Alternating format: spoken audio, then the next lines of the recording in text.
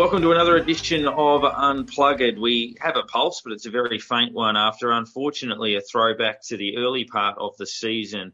One thing we could probably rely on since the bye was that the effort and performance had been at a fairly consistent level. It wasn't always getting the result, but certainly that the group wasn't far away. The only two defeats they'd suffered really since that period were tight losses to Port Adelaide and the West Coast Eagles. But this loss was a throwback to some of those ugly performances against Port Adelaide and Richmond, the Western Bulldogs and Essendon and the like from earlier in the year. And unfortunately, it's a result that probably cost us our season. If we win all three games, we will make the finals, but it's the challenge of winning all three of those matches that may be too difficult. A look at our injury list this week shows about 19 blokes. A look at Sydney's injury list shows tumbleweeds, but we'll see what happens as the game does unfold. The Swans, probably due for a downer, but it'd be nice to fight on for another week. But a really flat performance that started so promisingly with Max King kicking 3 goals in the first 12 minutes of the game, and then it all went pear-shaped from that point on. Nick, I was watching with you. We're allowed to watch at establishments, certainly not at houses, but we found one of those in Melbourne on the weekend, and we had the Matildas on at the same time, and not ashamed to admit that it started to take a little bit more focus. Yeah, absolutely.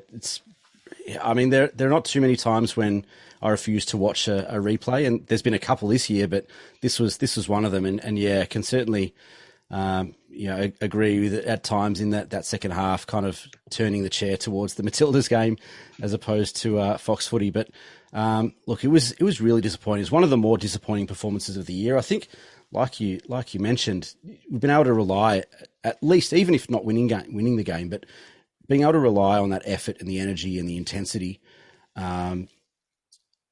at least to kind of give us something and to show us at least, that they're putting that in. But that was sorely lacking on Friday night. And, you could kind of tell halfway through that first quarter, you said Max King and his 3 goals, but Harry Mackay was going punch for punch with him in that first quarter. And then, they got a couple of goals ahead and never looked, we never looked like getting back in the game after that. It was just really disappointing. And, I almost feel like such a St Kilda thing to do would be to lose to Carlton, that had just been flogged by North Melbourne. We lose to Carlton, then we go and beat Sydney and Geelong, and like you say, kind of get that pulse going again, and then we'll probably die in the arse against Freo and lose by 60 points. But it's just bitterly disappointing, and after a month of kind of giving us that hope again, they just ripped it away. It did feel that way, and it was like, typically straight after that, every result over the weekend fell our way, which would have been perfect had we have won the game. But H, it was really disappointing. I read that, and the boys do a terrific job on that red, white, and black when they write those, the match reviews every week. And I think the first line they had in it was the worst 31-point loss of all time, and it felt a bit that way, like it was a 31-point loss that was an 80-point loss. Well, I'd probably put the 97 grand final down as the worst 31-point loss ever, but anyway.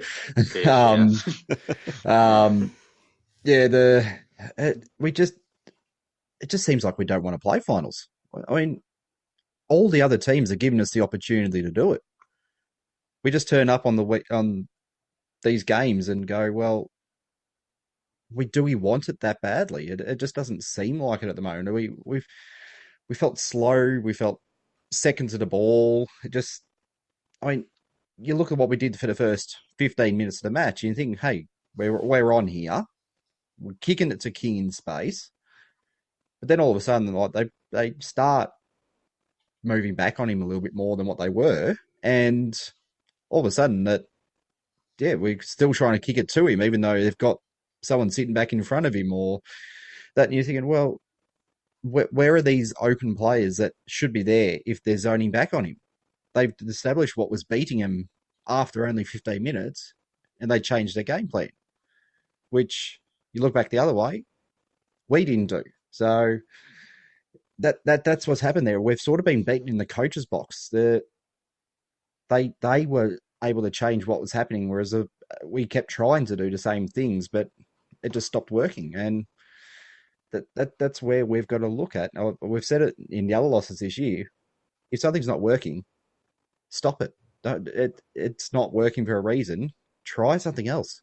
It just gets frustrating watching him try to, I guess, sit it on Max's head when he's got three players around him. And you're thinking, well, where are the two crummers? Where are the players who are 15 metres shorter of him by themselves that these players have run off? Where's the player streaming on the ground by himself? But it just didn't feel like anyone was rushing to the ball to open space to make those different opportunities. Yeah, the biggest contrast in styles between the sides was the way we were moving the ball forward. So, I mean, first 15 minutes, it was open at both ends.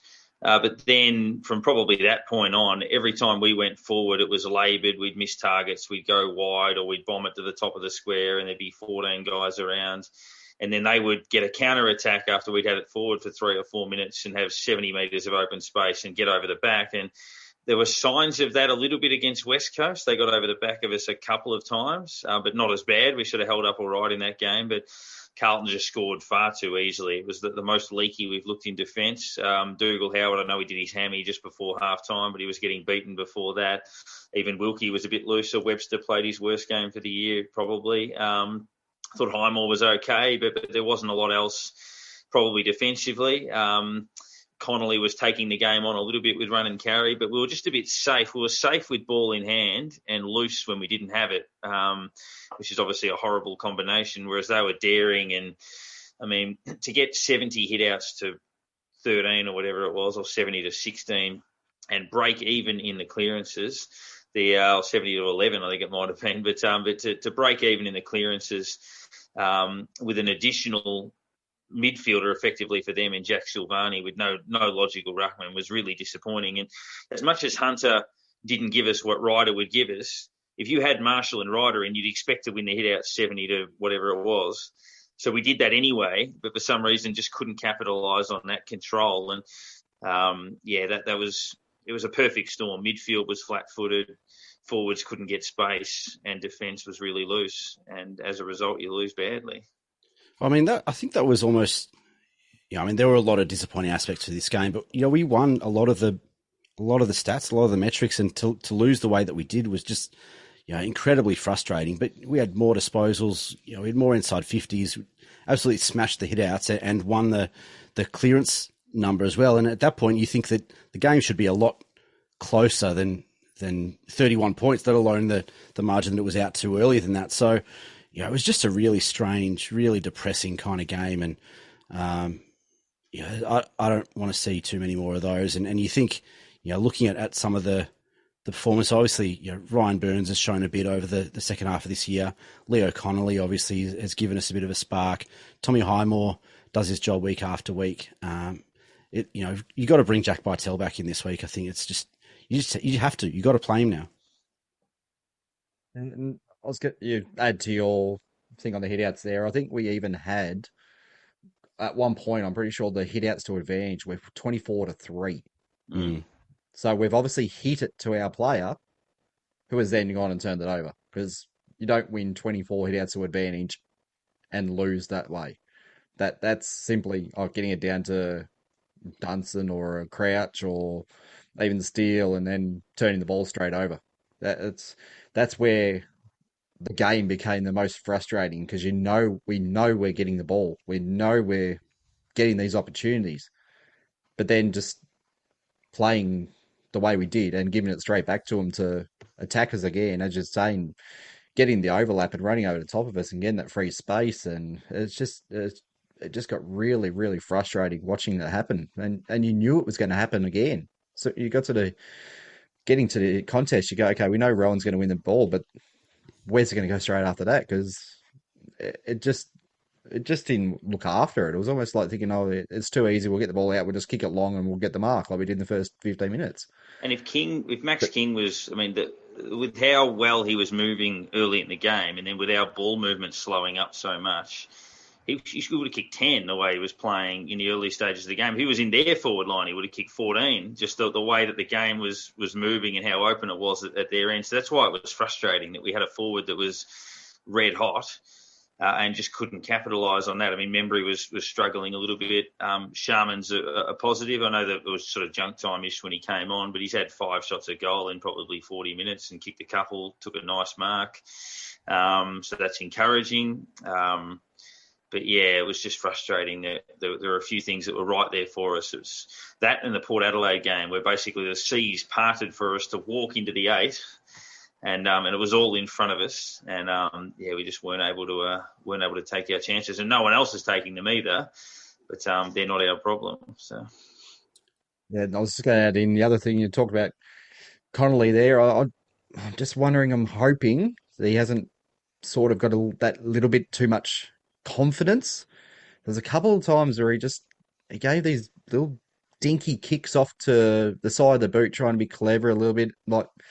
There was one stage where I think we just got the ball outside their 50. He was at the back of the square. It took about, 5-6 steps, and then kicked it off the side of the boot kick the almost 90-degree angle off the boot to try to get it to someone, and it turned straight over to Carlton. And I'm going, just don't let that creep into your game. We've seen how well you use the ball. Don't try this clever stuff. We know how good his kick is. You know what? I'm almost the opposite. I'm kind of okay with it because we don't have too many guys that are willing to take the game on, and we've got a 4-gamer or whatever he is that's willing to try something new and show a bit of dash and a bit of dare and try something a bit strange or whatever that is, and we don't have anyone like him. He's kind of our version of Caleb Daniel off half back, and he's small and he jinks around and. He's just always active and always moving. I'm okay with him turning the ball over a little bit. I mean, don't get me wrong, it's not ideal. I'd rather he didn't. But, in a season where we just lack some spark and dash and dare and having fun, and he just seems to have that in spades. And, I just want him to keep attacking the ball. I want him to keep taking the game on and showing a bit of that flash because we miss it. It's something that we sorely, sorely miss. And even you look at some of those, opposition fans will call it the boring days of the Ross Lyon team when they were just so clinical and whatever. But you still had guys like, Jason Graham and guys like him off halfback and taking the game on and showing something, a bit of spark and a bit of excitement. And Leo Connolly reminds me a little bit of that and just has the confidence, almost arrogance, but has the confidence and the ability to kind of do something a little bit special and I hope he doesn't lose that, especially the rest of this year. He almost doesn't have anything to lose. It kind of becomes his thing, and hopefully he can teach a few of the older heads that have lost that over the last couple of years. Hopefully he kind of brings that back a little bit to the team because I think we miss it. Yeah, it's just those little 5-meter ones to the 90-degree that you sort of want to try and cut out because I've seen other players from other teams who try that and then all of a sudden one happens and they try it every single time and you just sort of think it's not, if you're turning it over 60 metres out from goal, it's not advantageous to us at all. So yeah, it's more a mindset thing. I don't mind him going the corridor in the sense that if he wants to play quick and go the aggressive kick and back himself, that's fine, but you just got to be smart with the option. I would rather someone like him take things on and open it up rather than we're 4 goals down, I'll chip it sideways, but you've got to be smart with the kick. You don't kick it to one guy surrounded by 4. You don't kick it to 60 metres out from your defensive goal in the corridor and all of that sort of stuff. Like, you wouldn't that kick against Port Adelaide was amazing, but you wouldn't advise that you try that very often. That's a very, very low percentage, but I don't mind the mindset of the kid to say, I'm a reasonable user of the footy. I'm going to take the option that opens us up because we've got too many guys that won't do that. We've got guys like, yes, there are guys that turn and play on. Zach Jones is a guy that forces the issue a little bit, but guys like Dunstan and Ross and even Billings to some degree, who should be a better kick than both of those guys, will often be very safe and steady when things aren't going our way. And it's almost like, well, we're 5 goals down and they're playing safe. It's like, well, we can't win then. You've got What's to the bite thing? off. Yeah. We have so many guys that are willing to play safe and play safe footy, but they're not very good at it. No. We're not a good team at playing safe. We play our best footy when we're attacking and offensive, and we have that mentality. And too often we've seen this year in particular, those guys that should, they're skilled footballers. They're experienced, veteran, athletic, quick, strong, powerful, skilled footballers with talent. And so often they play safe and it backfires because they're just not good at it. Not good at safe football. Yeah, it was a messy old night, unfortunately, when they had a fair bit of expectation on it. Votes, I guess it's probably a case of almost returning to a degree of normality or status quo with some of these. It was pretty tricky to find them. I squeezed Max King in for one vote, even though most of his work was done early, but he's kicked 4 in a team that was well beaten, and he looked on. He looked like he would have kicked 6 at least again with a decent day. I know Wiedering took some intercept marks, but if you've kicked 4 on him, I still think you've won the points. I thought Zach Jones was, in the first half, certainly our best player, and I thought his energy, he was actually vibrant and taking the game on and running, and backed up the week before really well, so I gave him 2 votes, and Jack Steele's had 36, and clearances and tackles and all of the usual stuff, and was once again our best player. I thought about giving Rowan Marshall a vote, and that was interesting because Silvani was good for them, but Marshall's had 25, 47 hit-outs, kicked a goal, taken 8 marks or something like that. He did dominate his position, and it wasn't really necessarily his fault what did eventuate, but I just squeezed him in for an apology. So King, Jones, Steele for me, H. I pretty much agree with you right there. I couldn't find really anyone else to squeeze in. Dunstan, I maybe almost got him for the 1.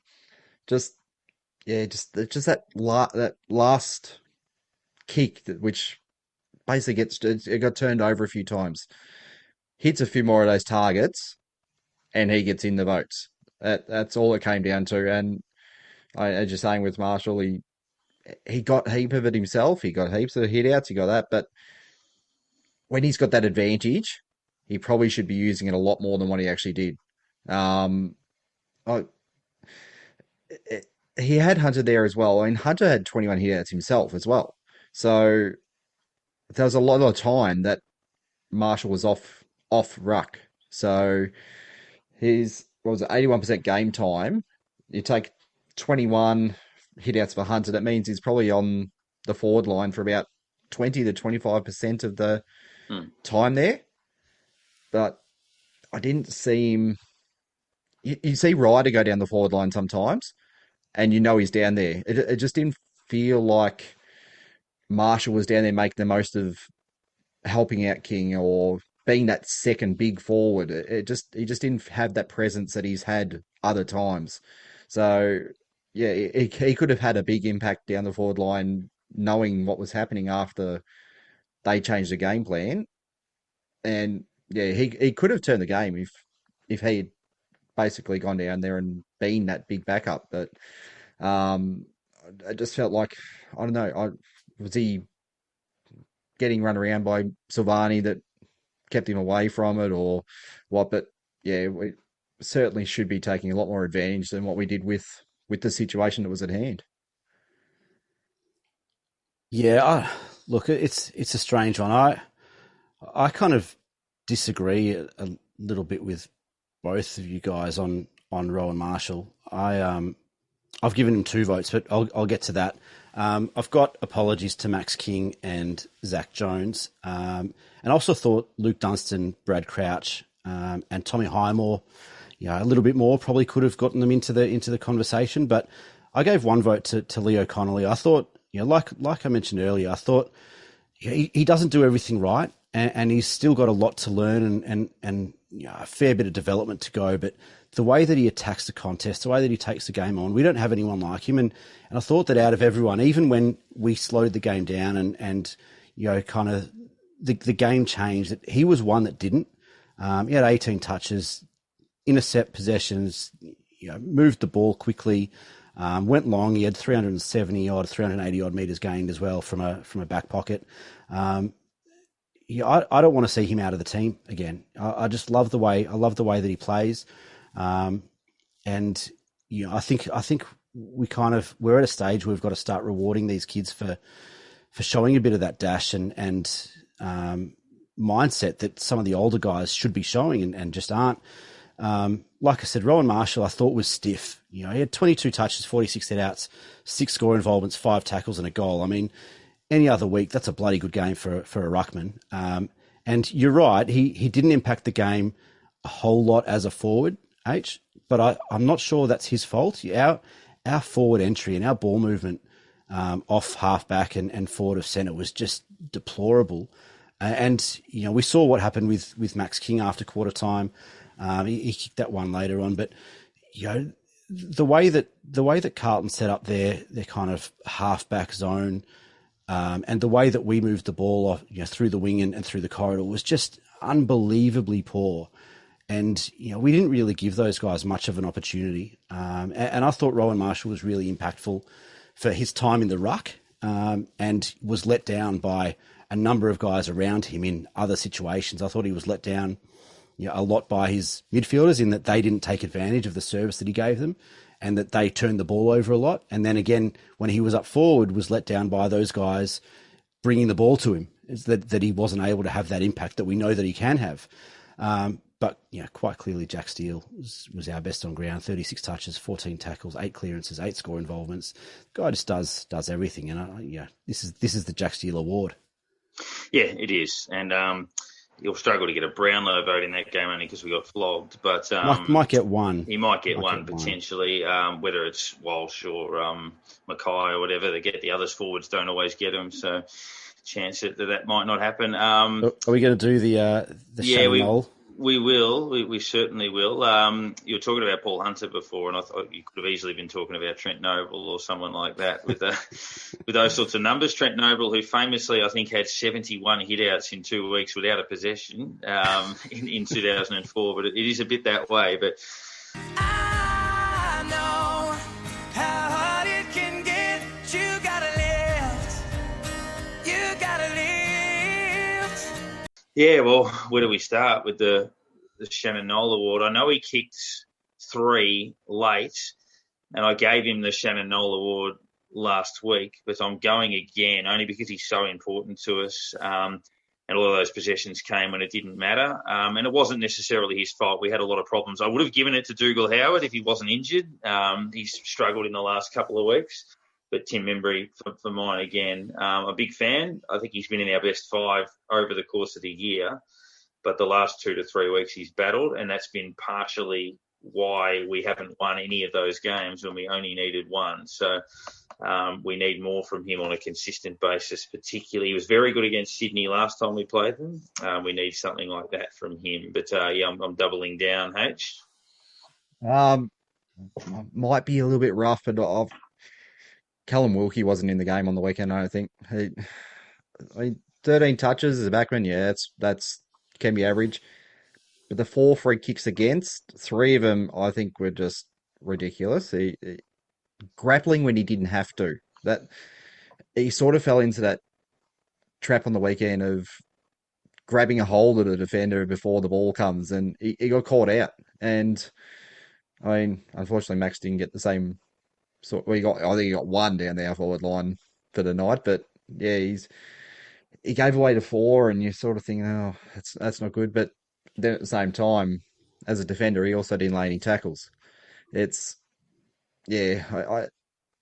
know how well he can hold the back line together and how much he gives us down there, but yeah, he just wasn't on the game on the weekend.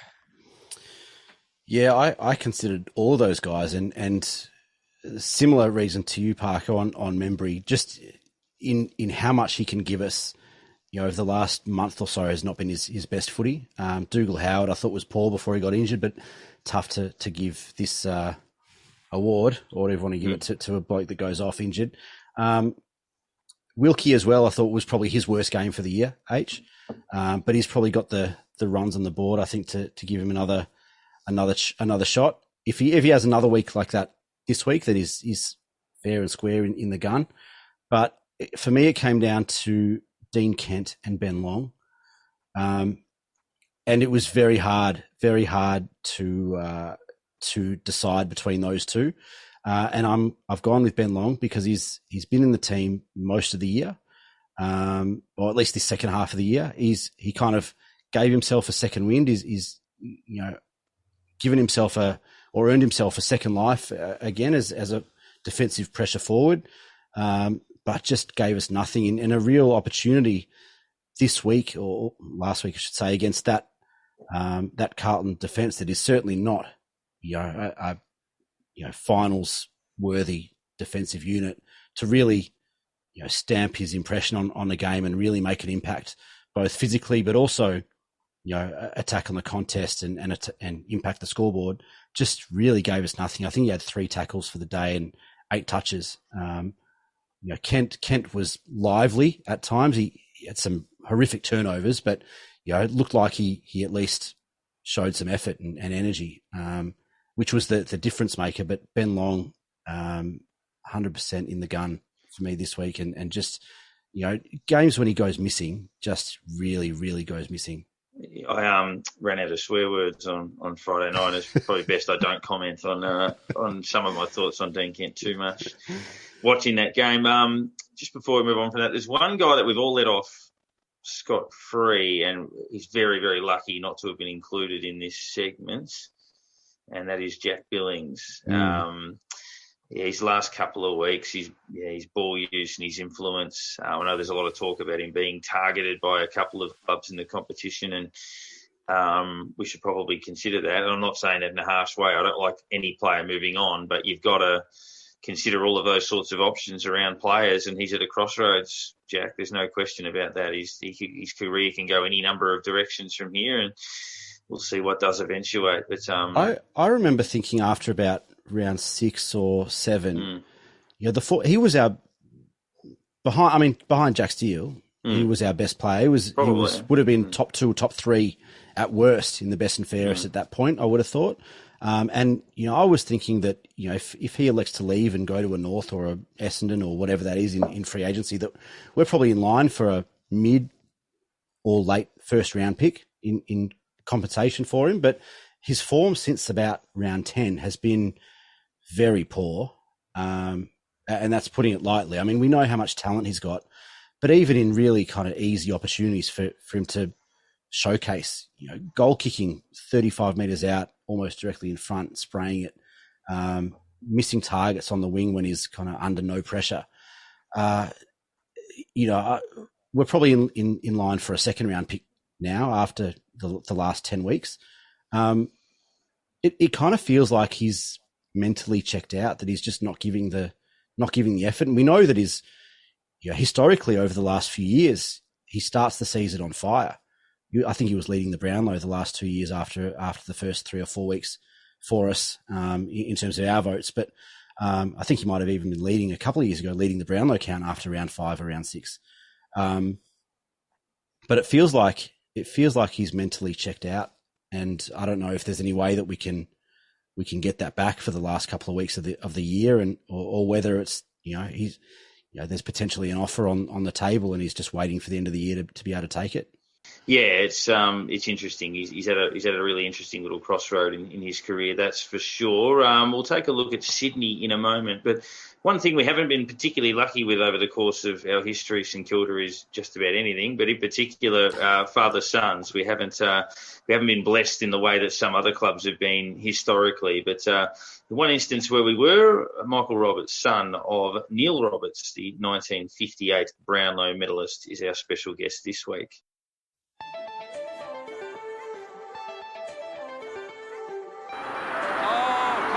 Again, it's a couple. He's got out, but he got out of trouble.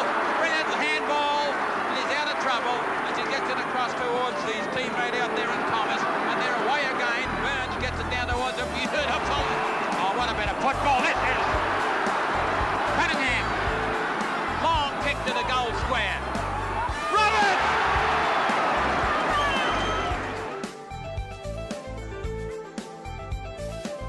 Well, Michael Roberts played 77 games with the Saints. Of course, the son of a Brownlow medalist, Neil, from 1958. He's had a fine media career post his playing days. Also represented Fitzroy and Richmond across the journey as well. And you would have found him riding the boundary and doing reporting and hosting TV shows and the like. But, Michael, thanks very much for your time. My pleasure. Anything for St Kilda.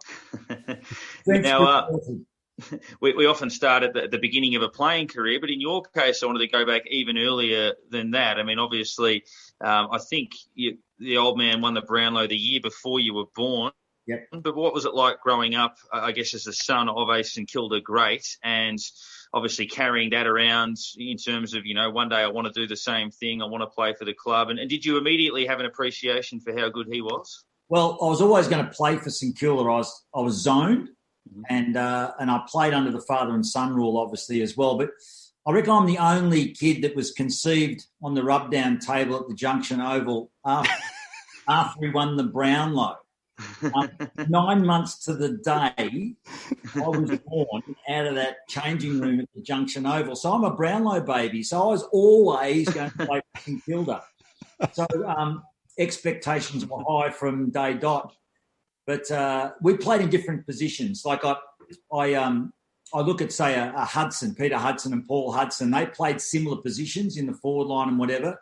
But Dad was a centre-half back, punched on with Witten and a few of those blokes, where I was a rover, wingman type, more mobile player. So the comparison wasn't too bad. But the positive thing was the fact that I deliberately wore number 10. For the mere fact that I just was so proud and respected the old man. So number 10's been a very big number in our family. And the fact that you ran down the race for the first time, people knew who you were, so all you had to do was perform. And that gave me such self-motivation to see the pill and get it more than anything. So in those initial years, the motivation that the old man had set was enough for me to build a platform.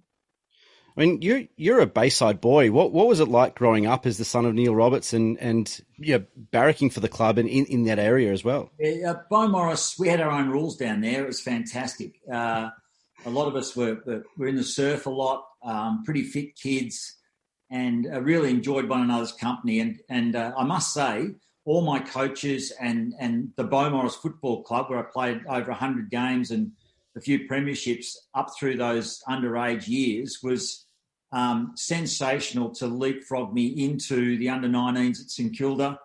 So I played, I think, about 12 under-19 games under Bob Murray in the centre. Then they stuck me up in the reserves. I played 2 or 3 reserve games, and then I was playing in the seniors. So I just turned 18, and I was captain was Carl Dittrich. We played North Melbourne at Arden Street, and they were the reigning premiers. They'd beaten Collingwood in that drawn grand final, and that was my first game. And we knocked them over. We beat the reigning premiers out at Arden Street. Barassi was coach of the Shinboners, and Patterson was Mike Patterson, Swamp Fox was our coach, and we knocked them off. Blight and Glenn Denny. Did you win that after the siren? Rig and all those blokes. It was after siren. Very controversial. But it was just a ripper to knock those blokes over. Most players don't have much exposure to clubs before they start and that, but you're probably at the club so much you were sick of the place before you got there. But finally getting the red, white and black on and running out for the club, and just how was that first moment of stepping out the field and going, I'm finally here? How did that come across? Gobsmacked. It was a childhood dream. Seriously, to sit up in the stand as a kid and watch almost every game and idolise, Darryl Bulldog sitting on his knee, Ian Stewart, Ian Cooper, Darryl Griffiths, Alan Davis, Carl Dittrich, And don't forget that the old man gave Carl number 10, and then Carl made sure that I got number 10. He was actually dating my auntie at the time, but that's another story altogether. But Carl made sure I got number 10. And, yeah, as you say, a lot of the nervousness and the doubt were taken away because I was just so used to the joint. I can understand how Ablett Jr. was with, Gary Sr. It was sort of that locker room, changing room, the smell of the joint. Wasn't intimidated at all. Failure didn't enter my head. I just wanted to get out there. It was just such an exciting time. Number 10 obviously continued to be a famous number with the likes of Spider and Stephen Baker and the like in years to come. But as a kid, it was probably hard in 1978 to pinpoint what was going on at the club. But the club started the year brilliantly and finished the year brilliantly, went off the rails in the middle. Can you sort of pinpoint, a lot of people point to that Essendon game where they beat them at Moorabbin and got referred to as animals and for whatever reason lost the plot from there. Can you sort of pinpoint what went wrong? And it really felt like a wasted year. I think we beat every finalist in the last 6 weeks. You've done your homework. That's exactly what happened. We knocked over all the top four, and it came down to that Carlton game. Remember, Robbie Muir accidentally hit Collins out in the wing. But we had a cracking side. Like, the spine was amazing. And you had George Young and Carl Dittridge and Perovic playing, and Pupsaru was third string in the ruck. Sidebottom was going okay. Obviously, you had Barks and Greeny Village. We had a good side. So to actually get my chance back then was fantastic. Yeah, we just, you just get up for the big games, and we probably let a few slip that we should have won, and could have played finals we should have played finals in 78. And then a lot of players left the following year. It was, I don't know what happened there. Big Carl left, a whole heap of blokes left in 79 and 80, and we had to fight hard through those years. They were really tough. Tell us about that relationship with Barks, because I mean, it's kind of, well, you two were kind of the pin-up boys at Moorabbin, and good mates and all that sort of stuff. But how did that relationship develop and come about? He just took a shine to me. He was a Chelt boy. They played on a Sunday in the Federal League, and I was a Beaumaris boy, played on a Saturday in the South East Suburban League. But I got there. He was 3 years older than me, but we were inseparable. We were like serious brothers, and everywhere I went, he went. Everywhere he went, I went, and we were shoulder to shoulder, on and off the track. We used to almost wax out in the ground at times. Yeah, that was a sad day. That was a slow burn. Him passing. I didn't see him in his last month, and I saw him a lot, and I was shattered. But he just didn't want to show that he actually reached such a condition. He was skeletal, and I remember I was hosting a function for the club. It was a jumper presentation, and I was waiting for him to come into the room, and he was late. And Big Carl and Gary Colling and a few of those guys that were presenting jumpers, they were on the front table, and I remember him walking in, and I thought, geez, he looks yellow, and he's so much weight. And so I actually went out on the balcony. It upsets me now thinking about it. And he told me his condition, and we both cried and gave each other a hug, and then we got back up on stage and had to perform that night. I'll never forget that. But, yeah, to lose him at 39 years of age, and what am I, 62? He should be 65 now, Barks. And he'd be running things. He was so good in the media, on and off the track. He's a great player. Tackler, high mark, so respected, but a larrikin. And that's the way you've got to be, I reckon. You've got to have a little bit of ego and arrogance and a little bit of larrikin. You can't be a librarian, but you've got to dedicate yourself to training hard and playing hard, and that's what Barks did. He deserved every accolade thrown at him, Trevor Barker.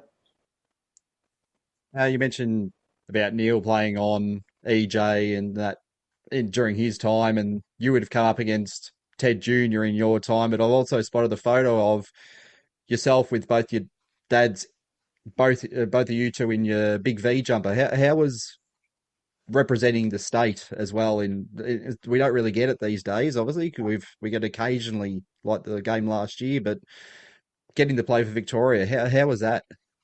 I got brought up about the big V because the old man, he was so into state football. They had big carnivals and it was war against WA and even Tassie and South Australia, and the 80s was big because of Ted. So as I said, the old man was centre half back, Whitten was centre half forward. So they punched on St Kilda versus Footscray, and they were both captains. But then when they came to state footy, There was Barassi and Skilton and Nichols and the old man and Witten, and I could name the side, and it was entrenched for about 10 years. So for a person like myself or Trevor Barker or Robbie, they didn't play finals. We didn't play finals. So the next level was to play for Victoria. So I was absolutely rapt when I got picked to play state footy, especially with Barks. That meant so much to me. And I remember sitting next to the old man when he was inducted into the Hall of Fame, the AFL Hall of Fame. And I said, "You'd be rapt with this." And he said, "Yeah." I said, "I know why too, because Nichols, Skilton, Barassi, Witten, they'd all been inducted. And he was one of the ones that hadn't. And it meant so much for him to actually be recognised by the VFL, AFL, but it all stemmed from the state side, playing for Victoria. And so respectful for Norm Smith and all the great coaches that had them. Tony Jewell was my coach in the state side, and I ended up having him at St Kilda and Richmond, so I was very lucky. But playing for the Big V was everything. Fantastic. Loved it. And EJ made sure about my experience too, because EJ and I are born on the same day, the 27th of July. Teddy Senior and myself, and Alan Border. They're the two. There's a bob in the head on who's the best, but anyway. Doing the sums, yeah. He used to send me birthday cards every year. Can't repeat them; they're shockers. But it's not a bad triumvirate, is it? Yeah. So very special to have him as a friend. He looked after me as a father figure and a mentor, and to play for Victoria, I've got fond memories of him and Witten, for sure, the old man. I'm doing the maths. Happy birthday for last week. It was the 27th of July. But on just elaborating further on Barks, we often hear the story about when St Kilda were on their knees. I'm not sure of the specific year, but I think it was early 80s, about the time he won the best and fairest and famously donated the car back to the club. But also the rallying of the troops. Yeah, the rallying of the troops when the club was on its knees, accepting 22 cents in the dollar and that sort of thing. Can you sort of take us through the way that was sort of sold and the way that his loyalty rubbed off on everyone else and in effect saved the club? I reckon it was 11 cents in the dollar. It was 1981, and a few of us had to take a lot of cuts to because the club was sinking, and there was enormous sacrifice, and that just made you inspired me more to play for St Kilda because of some of the knowledge on where we were situated, but also, as you mentioned, Barks' generosity. He just wanted to be a one-club person. I ended up going to 3 clubs, but in hindsight, I probably have stayed at St Kilda, you know. I actually signed a contract or a piece of paper to go to Collingwood for 2 years under Matthews. And I ended up going to Richmond. Graham Richmond and Tony Jewell wanted me to go to Richmond, and I ended up signing there because I went to Melbourne High School and I played a lot of junior football with Mark Lee and Dale Waitman, and we won the 1977 Amco Herald Shield the first year, and then we were all playing league football in 78, and those 2 boys actually played in the premiership in 1980. So I thought, let's go to the Tigers. I love their ruthless attitude, eat 'em alive stuff. And I thought playing on the MCG every second week would be sensational. The best stadium in the world, and we've got it in our backyard. So that's why I went to Richmond. I'm glad I did. That 80-81 period, probably an often forgotten period of St Kilda's history, is the Alex Jezelenko time at the club, obviously fresh from 79. People often forget the St Kilda chapter of Jez's career. Can you sort of take us through sort of his influence and his time there? If he walked into this room now, I'd go, "G'day, Dad," and he'd go, "G'day, son." And that's how we greet each other. So close I got to Jezza. A lot of people didn't find him much of a tactician. He was playing coach for us, but he gave me the license to attack the footy, and he took a personal interest in me, And I respect him and I salute him, and I learned so much from Alex Jesaulenko as a coach, as a player, and also almost a father figure. I even took him out for lunch, and I know the Carlton boys do that, but I just think that his influence on me was enormous. He was only at the club for a short time at St Kilda because of conditions and situations. But I can publicly tell you that I respect him so much, and he was so important for my progress at the time. He was influential in me actually playing for Victoria and taking that next level, Alex Jesaulenko.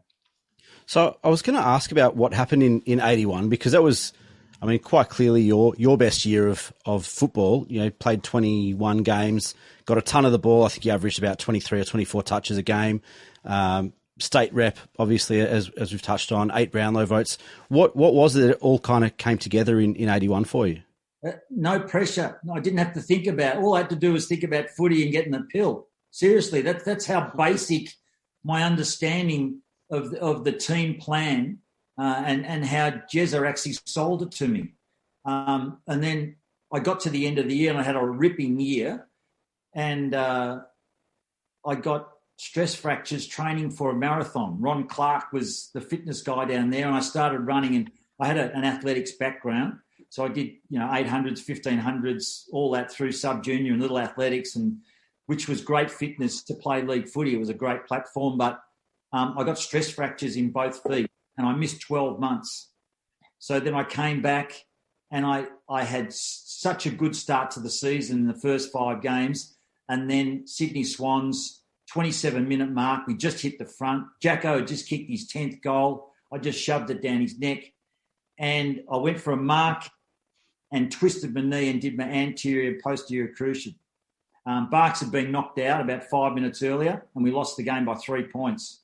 Didn't play again. So I played 5 games in 2.5 years after really setting up a certain level, and that put me behind the 8 ball. But I had to work damn hard. I got back in 11 months back in those days, because that's when they really open your knee and pull your whole knee out and chip away, and it's a shocker. And you're in plaster for 3 months of the year, so it looks like your forearms hanging out of your board shorts. Everything just withers away. There's nothing there. Your vastus medialis, all that around your knee is just buggered. So to get back, I had to work hard, and then I just couldn't maintain it. It just blew up at half time, and I had to have injections and whatever. So to get to the end of my career in 87, I did as best I could. I just had to survive. So you only played a few games over those few years, as you're saying, and in that time we had a couple of linchpins either end of the ground come in from 2 country kids. Big guy up forward, big guy up down back. 2 of them come in, and how were they together behind the doors? We hear a lot of stories about their travels up to the game and then back to Ballarat again, but inside the club, could you see that the 2 of them were just like, yep, they're the 2, they're together, they're the best mates? And could you get a word in with them, or how was it when they're on a roll? You're talking about Spud and Plugger, aren't you? Of course, yes. Yeah, Frawley and Lockett, they're bookends from Ballarat. Seriously, they terrorised me in a good way. But if you got them verbally, they'd hit you physically, and they were scary people. Plugger, if you knew Plugger, one of the nicest, kindest guys, but if you didn't and you rubbed him up the wrong way, you'd know about it. He'd desire you to actually go into the hole, and he'd give it to you. Where Spud was a softie, and he was all froth and bubbles, seriously. And then there you go. We lost 2 skippers, Barks and Danny Frawley. As I said, Barks was a slow burn, and Spud was so sudden and so upsetting. So, but the 2 of them were they were scallywags. Got into so much trouble and got out of it. blamed everyone else. Best form of defence is attack with both of them, and they got up to mischief. But that's what they did in Ballarat. You know, there's 1,000 pubs up there, and they told lies, but they actually performed on the track, didn't they? They were so good for Victoria, so good for football. Like the delivery into the St Kilda forward line wasn't flash, but Pluggett just kept kicking goals, and wasn't he a beautiful kick, the best ever. And Spud was just like an unmade bed. He looked like the bottom of a parrot cage, seriously. But he got the job done.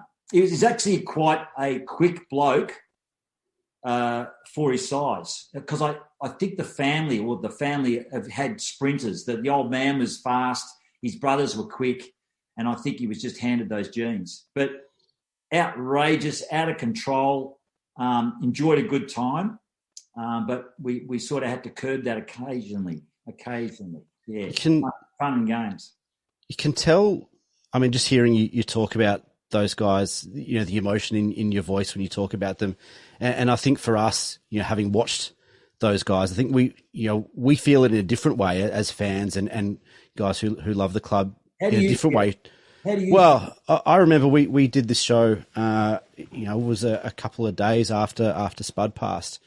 And, you know, there were tears that night, and you know, a few of us got together at Moorabbin and sat in the centre circle and had a beer for Spud in the centre circle at Moorabbin. It's even now, you know, talking to you guys and you know, your colleagues and players who have come after you and talking about Spud and Barks, you know, for us it's difficult to talk about. So I can only imagine, you know, for you guys how hard it is to talk about. But can you tell us what those two specifically mean to you and to the footy club? As I said, Barks was like a brother, seriously, and he enjoyed the things that I enjoyed. And we had a holiday house. We've had a farm and a holiday house down at Lawn, so he was desperate to get down there every year. We travelled up to Queensland a lot, trips away, but we really enjoyed our time. And I just sort of knew where he was on the ground, and he sort of knew where I was on the ground. Spud was just starting as I was finishing, so I had to play against him. So I know that he was trying to eyeball me there, just a fleeting moment he could have got me, but he looked after me. But with Spud, I knew that he was up and down, and we went for long walks and we talked a lot, and there was a lot of emotion, and I won't go into it, but there were times where I virtually had to grab him by the hand, and we jumped off the pier, and he you know that he got quite emotional talking about things, and his behaviour patterns changed, and he needed reassurance, and you knew something was up. And then for me to be told, I think that I was playing golf at Royal Melbourne, and a bloke was actually in tears in the car spot, and he was a mad St Kilda supporter, and he said, "Have you heard?" And I said, "What?" He said, "Your great mate Spud, he's gone." And I really had to gather myself because it was so sudden, and it still affects me thinking about it, because there's so many situations that Spud would be with us and enjoying it, and on the TV and the radio and the games, and you know, he'd be enjoying Banger Harvey coaching for Collingwood, because we know how much that senior coaching role meant for Banger, and Spud should be here to experience that. There's situations every day like that really irk me. And I go up, I fluctuate in emotions. I get sad, then angry, and then disappointed. So, yeah, because we thought we had it in control, but obviously it was out of control. And, not a day goes past I don't think of both of them, because they were so close and so involved in my life. Yeah, getting the chance to work with Spud for a while, I guess my observation was that he was just a big sponge. Like, he'd take in everything and he'd feel everything so deeply and convey, you know, almost that emotional influx would stay with him because he was such an emotional character, and you could often tell that it was getting heavy and that sort of stuff. But it's probably in a lot of ways we've had a tragic history as a football club, but they're the two saddest chapters in our club's history, I would think, in many respects that we've spoken about. But that best and fairest nights, I mean, how was that from your point of view in 2019 with yourself and Berkey up on stage? Putting that together after Halves and Lowered spoke. Yeah, and didn't they speak well, both boys? And to hear the stories of Anita and the three girls, and Barks's mum as well. That is one big crocheted St Kilda blanket, really, over the lot of us.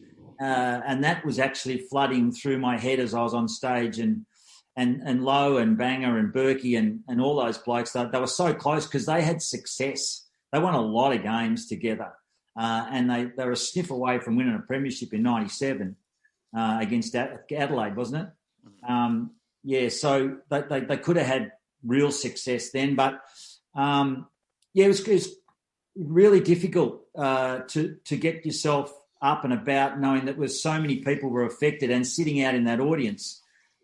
Just to even get up on stage and talk about it was quite emotional, but we got through it. And it's amazing what you can do under duress if your mindset's right. And all I did was think, okay, Spud's a big character. Barks was larger than life. They deserve a good send off, and that's what I'm going to give them. So that was in the back of my mind the whole time. I wasn't going to let them down. I wanted to tell stories and make sure that people knew exactly who they were and how respected they were within the football world and also the football club. I saw when I was trying to look into a bit of your history, I found a picture of you with Elton John from 91 or from 81 or 82. Can you tell us the story behind that photo? I think he owned a soccer club, Watford. Yeah. And he was entrenched in our football because Molly, obviously, is a big St Kilda fan, and brought him along to a game. And he had a rock concert at Festival Hall called the Jump Tour, and he invited Barks and I along. And it was around that time, so Molly was a big influence. He brought Olivia Newton-John and Elton John, and he had everyone there.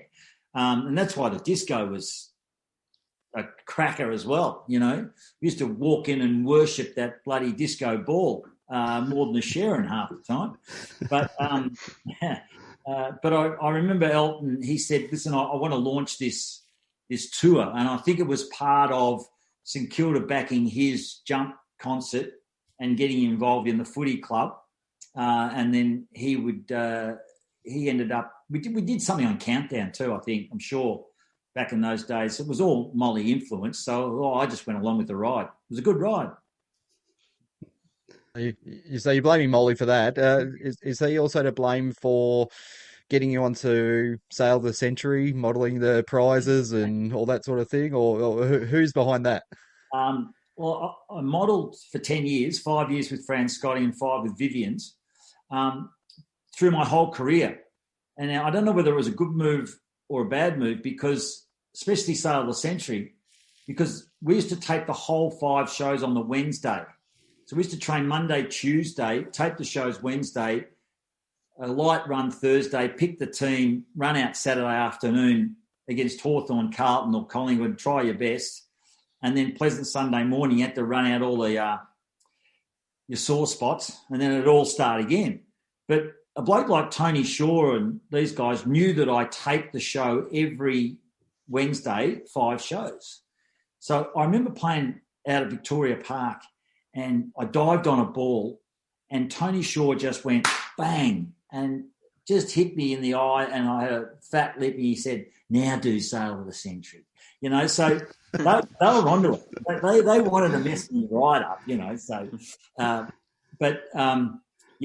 was a target, that's for sure. They wanted to mess me up. But then Crawford came along and a few others, and then everyone started to promotions. So if you're not doing that now and making a quid off the ground, you're not going hard enough. But it was a great life. Seriously, the girls I worked with and Tony Barber and that gave me my introduction into football. And a bit like footy, you got used to the floor managers and the cameras and Channel 9 and all that. So when I did happen to retire in 88, Gordon Bennett rang me and said, we want you at Channel 7.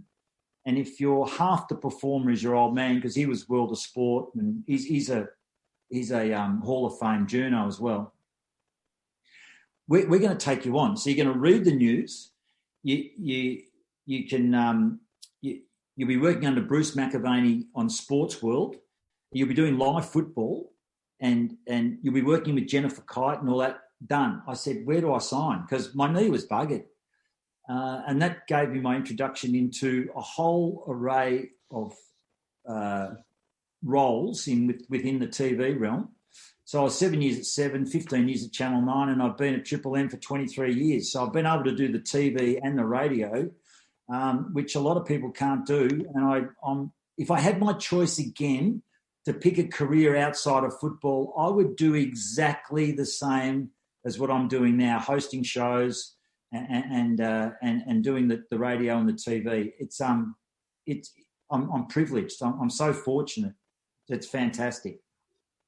Last one from me, sort of media related. One of my favourite times, we were sitting at the MCG. I was doing boundary, and so were you. It was 2019. It was pissing down with rain. I reckon Richmond was playing West Coast or something like that, and St Kilda were playing Freo at Marble at the same time. And we kicked the last 2 goals of the game and won by 3 points. I remember watching that on my Foxtel app with you at the end of it, sort of closing out the latter stages of that game when I think it was Josh Bruce kicked the winning goal. But in terms of your media role, how do you find, sort of watching the Saints in this current landscape where you're still sort of working on match days, you might be impartial, sort of sitting down their boundary side, and I guess how have you observed the roller coaster of the last 2 years? I've switched off a little bit. I used to be quite a passionate St Kilda supporter, and then the game has changed so much. It's not the game we used to play, so it's easy to turn off because I can't picture myself playing what's unfolding today. It's keepings off today, where 80s it was man on man. You had Shimmer for the day, Ashman or bloody Gary Wilson or Flea Waitman or Cracker, and you had him for the day. Like Johnny Platten was a nightmare, but you had him for the day. There was none of this switch off and on, 12 on-ballers, back flankers running in waves out to the fat spot, zoning up. There was none of that.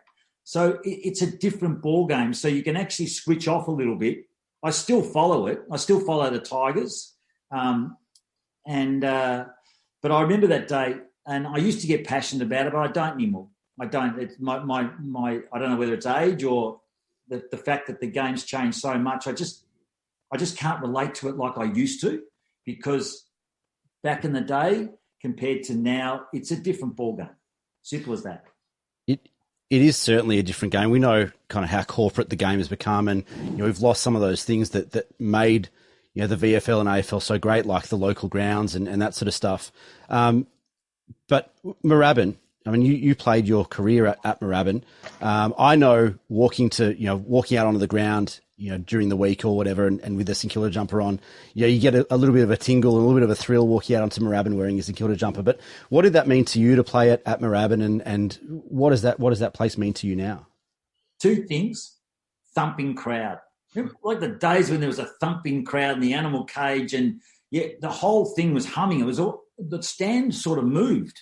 And you could feel that as a player. You don't get to feel that too often at other grounds, but Victoria Park's another one. It was like it had a sort of a life of its own, the ground. Once it was, the mojo was in the joint, The other thing with Moorabbin is that it's the same dimensions as the MCG.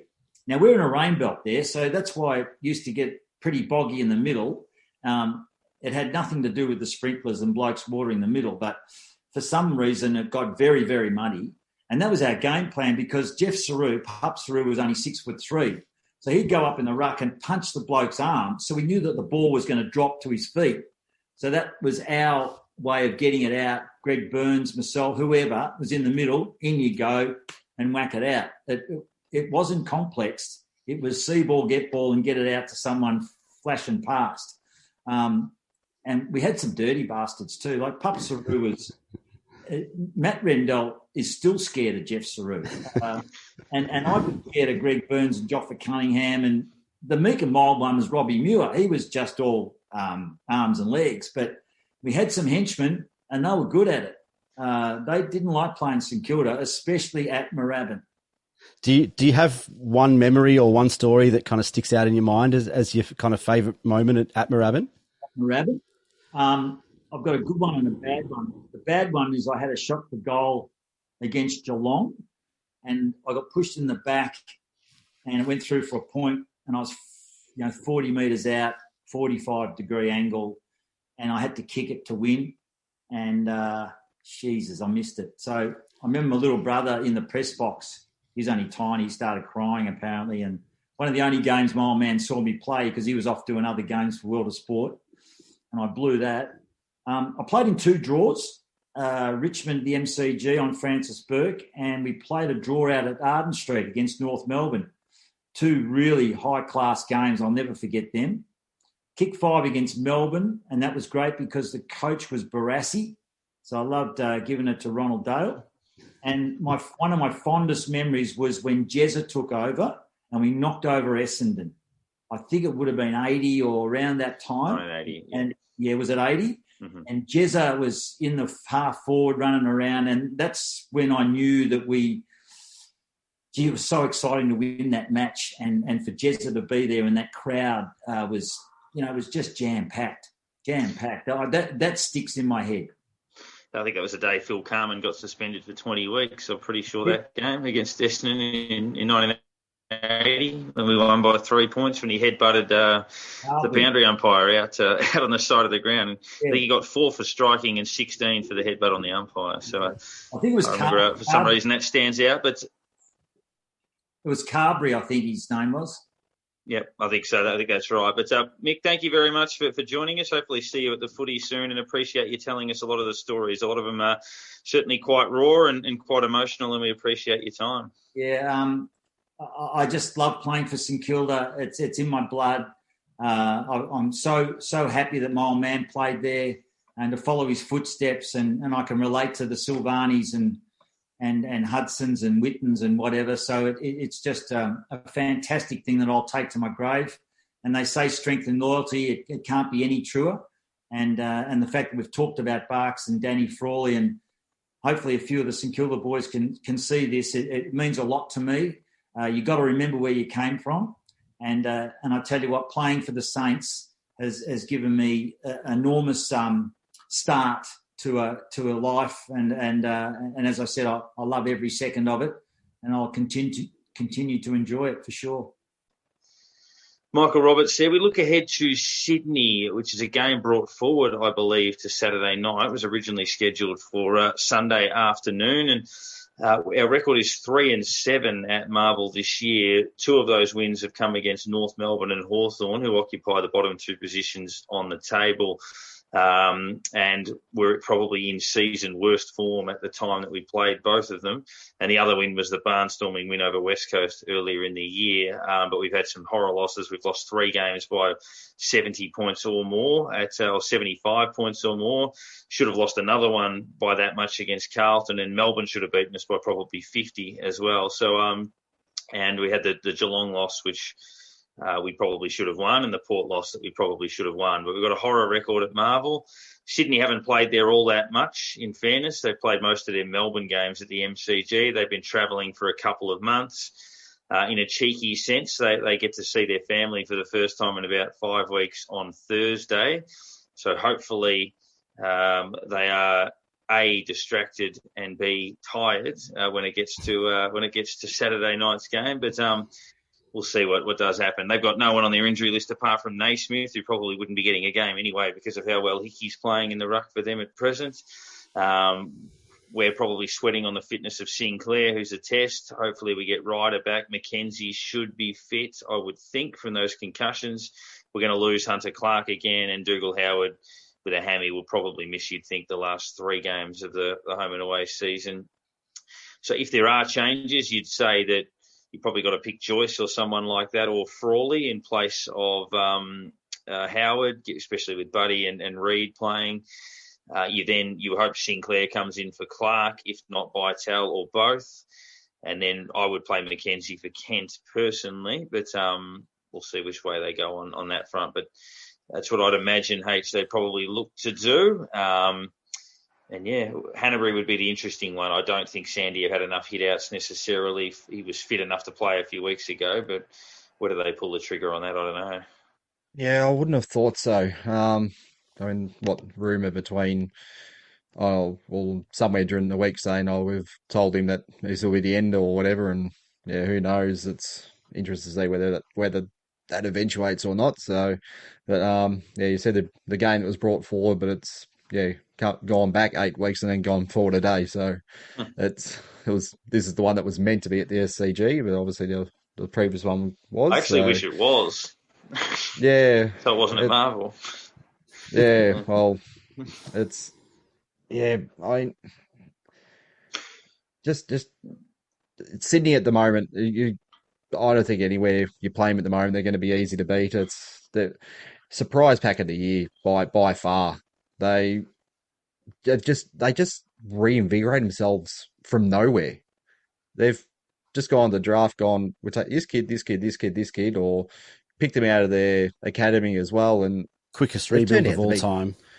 They've turned out to be some of the best players for them for all year, and you're just going, how did they get these kids? How are they hiding them? How are they keeping away from everyone else? And you just go, would you love to find? I mean, they found I reckon 5 players this year who basically are going to be hard to drop ever, because they've just slotted in and they look like they've been playing for years. And you go, well, can we just get 2 from somewhere, or that they're impossible to drop? So they're just not an easy, not going to be an easy team to beat. That's as simple as it is. And yeah, I mean, you got Buddy who's come back. He's probably the only upside to him not getting suspended was he didn't get a week off last week. He didn't get the rest, so I gave him the opportunity to do something else stupid, but unfortunately he didn't. So yeah, we'll hopefully be able to hold him. And I mean, he's targeting that 1,000 goal mark, and I mean, the way we played on the weekend, he probably could finish it this weekend. But it's hopefully we can hold him to just a couple. I mean, if we get him to 2, we're doing well. But then you got to look at their small forwards, because if he's not kicking the goals, they've got little Crummers and even the mid-sized forwards. The whole team just kicks goals. So it's really going to we have to go back to those couple of weeks against Richmond and Collingwood, and whatever we're doing then, that's what we've got to do. Because yeah, they'll kick a lot of goals if we don't really drill down on them this week. They're kind of like us from last year in terms of being the surprise packet and the way they play footy, and that injury list or that healthy list, I suppose we could call it.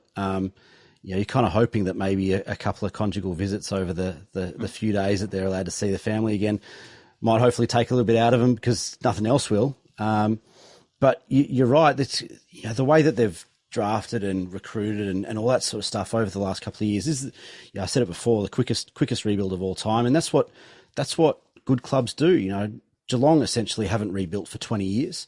Hawthorn are only starting their rebuild kind of now, and it took them 15 years to rebuild Hawthorn, and they're probably not going to take that long because they're just a quality football 2 club. top 4 sides, yeah. Yeah, exactly right. And Sydney, a bottom 4 team for 18 months, and all of a sudden they're pushing the top 4, and a little bit like us, they've tended to thrive, I guess, when they're under pressure, and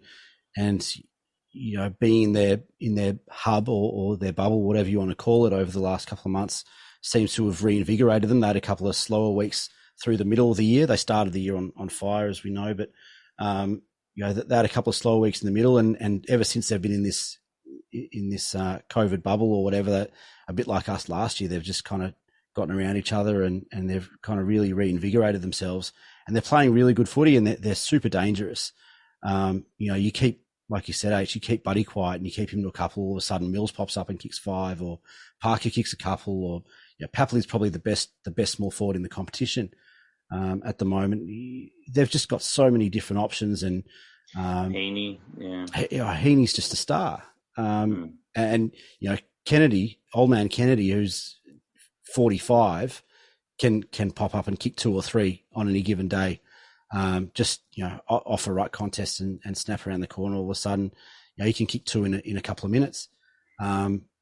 They've got guys that impact the game and impact the contest, impact the scoreboard all over the field, all over the ground, and at every position they've got almost an all-Australian candidate. So it's going to be really difficult. That being said, it would be so St Kilda. Like I said earlier, it would be so St Kilda for us to lose to Carlton off the back of their thumping against the bottom team and then come out and beat Sydney.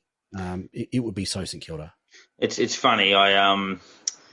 If you look at it in a few different ways, so it's in a game sense. So we should have beaten them last time we played them. Similar health of the lists relatively at that stage.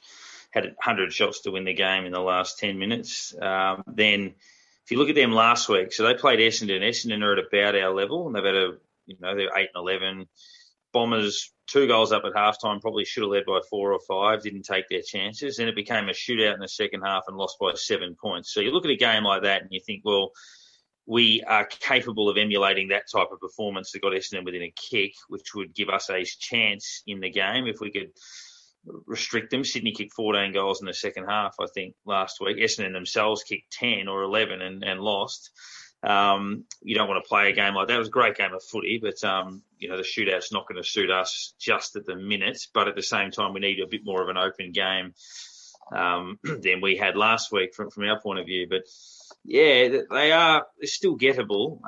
They're playing as well as anyone. They're probably only Geelong and the Bulldogs on form are going as well as they are at the moment. They're a chance to finish top 4, and if they do, they can win the flag. But so they need to beat us in order to do that, because Port Adelaide are just occupying that spot in front of them. But it's interesting that the gut feel factor, I don't know how good this is for other people, seems to be ridiculous for me. I had a horrific feeling leading up to the Port game, had a horrific feeling leading up to the Carlton game, had an excellent feeling leading up to the Richmond game, and an excellent feeling leading up to the Brisbane game. And I feel all right about this one too, and no idea why. There's no logical rhyme or reason to it, but just part of me thinks in the back of my mind that we might give it a fair old nudge. Don't know why. They're a much better side than Carlton are, and Carlton smoked us last Friday. But I don't know. Just a funny feeling in the bones that we might be okay. Yeah, you say they're only behind probably the Bulldogs and Geelong and that, but they're only third behind the Bulldogs and Lions in scoring. So they're very, very potent up forward, and which is so different from what we've come to expect from Sydney teams over the last decade. They used to be the team that smothered everyone and won by kicking 7 goals, similar to what we were doing at one point as well. But I think that's what surprised most teams. They've just opened up so much, and they've got this free-flowing game that I think it's probably surprised themselves more than what it's actually surprised everyone else. So they were clearly picked to finish low this year by all the experts, by everyone sort of going, yeah, they're going to take a couple of years to get back and that sort of thing. But it's just such a quick turnaround, and it would not surprise you if they do manage to sneak a top 4 position, because I think they got a reasonable run home. I mean, they got us this week, then North Melbourne and Gold Coast. They're pushing for that top 4 position. I mean, for them to get a double chance it'd be unbelievable. Going from bottom 4 last year to top 4 this year, and you think, and they could beat anyone on their day at the moment too. Well, they're going to have to win the last 2 when they get beaten this week, that's for sure.